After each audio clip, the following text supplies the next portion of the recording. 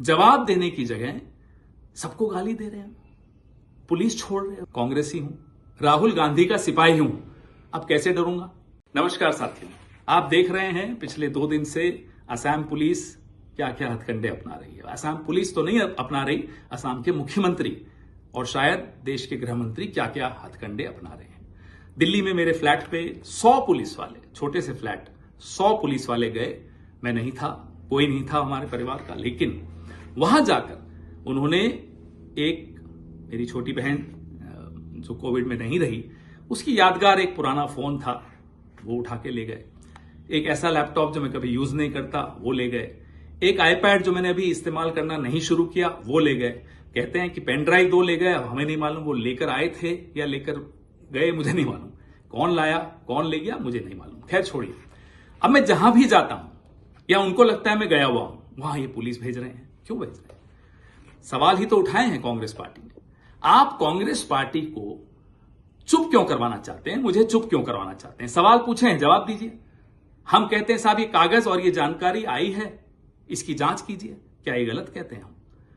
आप जवाब देने की जगह सबको गाली दे रहे हैं, पुलिस छोड़ रहे हो, आप डराने की कोशिश कर रहे हो। आपको लगता है हम डर जाएंगे? आपकी आदत डराने की हो सकती है शर्मा जी, हमारी आदत डरने की नहीं है। कारण बता देते हैं क्यों। मेवाड़ का हूं, कांग्रेसी हूं, राहुल गांधी का सिपाही हूं, अब कैसे डरूंगा? तो डरूंगा तो नहीं, लेकिन हां, क्योंकि मुझे बोलते रहना है, क्योंकि मुझे सवाल पूछते रहना है, मैं आपकी पुलिस को जरूर अवॉइड कर रहा हूं। लेकिन आगे भी सुन लीजिए, जो कागज हमारे पास आए और जो लोगों ने वेबसाइट्स के नाम बताए, सरकारी वेबसाइट्स थी अलग अलग देशों की, कि इस पे जाइए, ये जानकारी है, तो वो हमने आप सबके साथ साझा किया। हम तो यही उम्मीद करते हैं साहब आप जांच बैठाएंगे, लेकिन नहीं, आप तो पुलिस छोड़ देंगे। छोड़िए, हमारी पार्टी के अध्यक्ष जिनका राजनीतिक अनुभव आपकी उम्र से ज्यादा है, आपने कल उनके लिए जो अपशब्द इस्तेमाल किए, क्या आसाम की जनता उसको स्वीकार करेगी? इतनी पुरानी, इतनी खूबसूरत सभ्यता, उसमें इस तरह की बदजुबानी बुजुर्गों के लिए तो बिल्कुल शुमार नहीं है, किसी को बिल्कुल पसंद नहीं आई। खैर आप जानिए, आप क्यों इतने गुस्से में, हमें नहीं मालूम। अब कुछ और जानकारियां आई हैं, वेबसाइट्स हैं।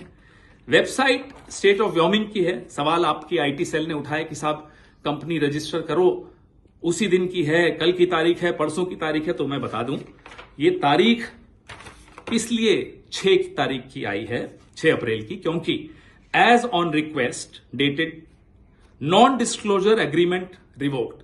तो जब नॉन डिस्क्लोजर एग्रीमेंट रिवोक हो जाती है, जितनी भी जानकारी प्राइवेट थी वो पब्लिक हो जाती है, वो तारीख उसकी होती है। फाइलिंग और इनकॉर्पोरेशन में फर्क होता है।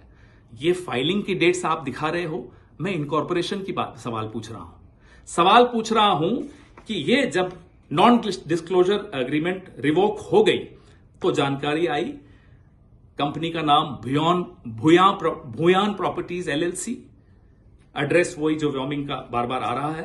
Additional article, manager authorised member Riniki Bhuyan Sarma. ये अब नॉन डिस्क्लोजर के बाद की जानकारी डिस्प्ले होनी शुरू हो गई। Identification nationality Antigua and Barbuda, date of birth 31 July 1973, remarks citizenship by investment, other nationality yes bracket multiple. ये उनकी वेबसाइट पे लिखा है।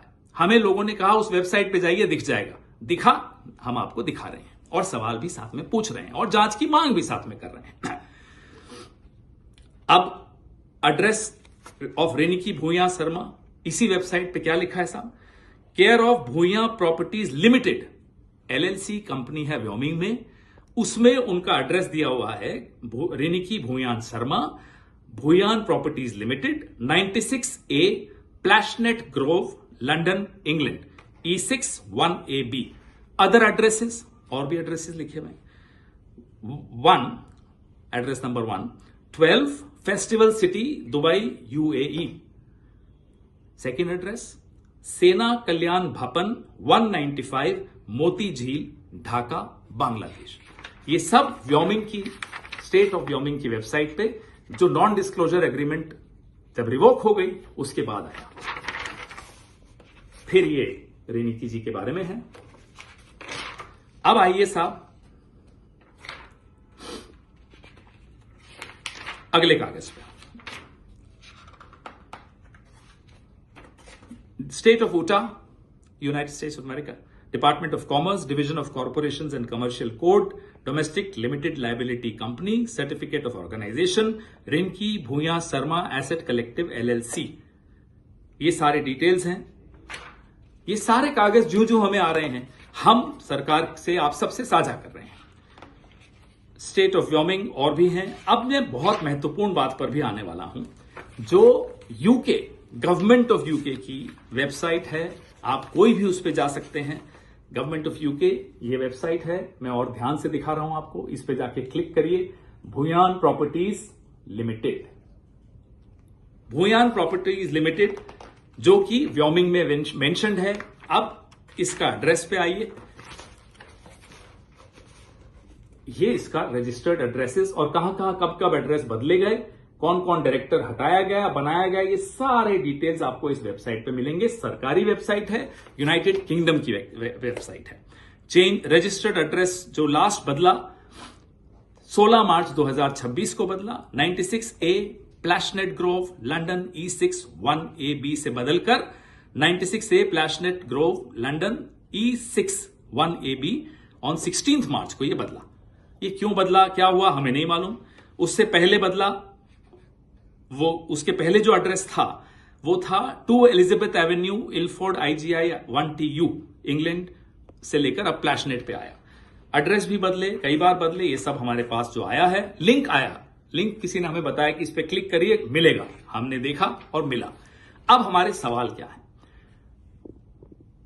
इजिप्ट का passport, Golden Pass of UAE, golden visa या जो भी वो कहलाता है, एंटीगुआ बारबाडोस का पासपोर्ट असली है नकली है, हम सरकार में नहीं है, आप जांच करिए। क्या आपने या आपके एजेंट ने या आपके परिवार के किसी सदस्य ने फेक KYC डॉक्यूमेंट्स के जरिए ये शेल कंपनीज खोली, प्रॉपर्टीज खरीदी? ये जांच से ही साबित हो पाएगा। सवाल पूछना हमारा कर्तव्य है, हमारा अधिकार है, वही हम कर रहे हैं। आपका कर्तव्य क्या है? केंद्र सरकार में जो बैठे हैं उनका कर्तव्य क्या है कि वो जांच करें। ये नहीं कि आप हमें डराएं, हमें दौड़ाएं, हम नहीं डरेंगे साहब, हम सवाल फिर भी पूछेंगे और पूछ रहे हैं। अब हमें और भी जानकारी आई है कि शर्मा साहब आपके भाई हैं, शायद असम पुलिस में हैं, उनकी पत्नी और बेटे दुबई में रहते हैं और दुबई इंटरनेशनल जो स्कूल है उसकी फीस कितनी है?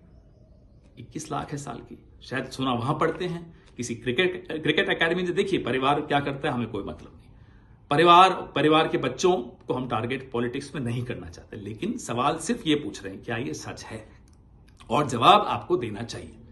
आप शायद सिर्फ चुनाव को देख रहे हैं, हम असम की जनता को देख रहे हैं, असम के लोगों का मेहनत का पैसा देख रहे हैं। उनकी उम्मीदें जब टूट रही होती है ना, तो वो देखकर दुख होता है। चुनाव आते रहते हैं, जाते रहते हैं। हेमंता बिस्वा शर्मा जी, कम से कम रुक जाइए, थोड़ा सा रुकिए, सोचिए और अपने दिल पर हाथ रखिए। क्या सवालों का जवाब देना आपका फर्ज नहीं है? जय हिंद।